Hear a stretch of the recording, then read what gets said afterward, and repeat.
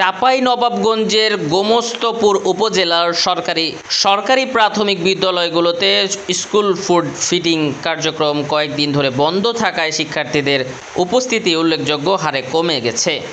আমার নাম মোসাম্মদ আম্বিয়া খাতুন। আমি পঞ্চম শ্রেণীতে পড়ি। আমার রোল নম্বর 2।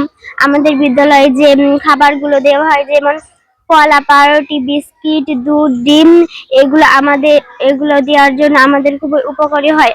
আমাদের স্কুলে আমাদের বাড়ি যেতে হয় না। আমরা চাই এগুলো প্রতিদিন দেওয়া হয়।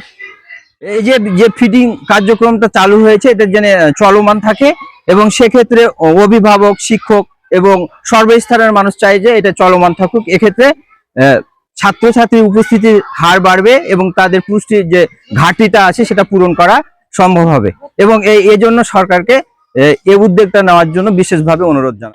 আমার নাম আল হুসাইন। আমি পঞ্চম শ্রেণীতে পড়ি। আমার রোল নাম্বার 27। আমরা খাবার পেয়ে অনেক খুশি।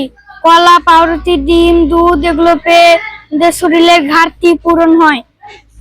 আমরা চাই যেন খাবার বন্ধ না হোক, আর খাবারের মান আর একটু বাড়ুক। এই যে আমাদের বিদ্যালয়ে আমাদের ছেলে মেয়েগুলোকে যেভাবে খাবারগুলো দুধ, ডিম, পাউরুটি, বিস্কুট, কলা দেওয়া হচ্ছে, এইভাবে যদি দেওয়া হয় তাহলে আমাদের ছেলে মেয়েদের যে ঘাটতিগুলো আছে সেই ঘাটতিগুলো আমাদের পূরণ হবে।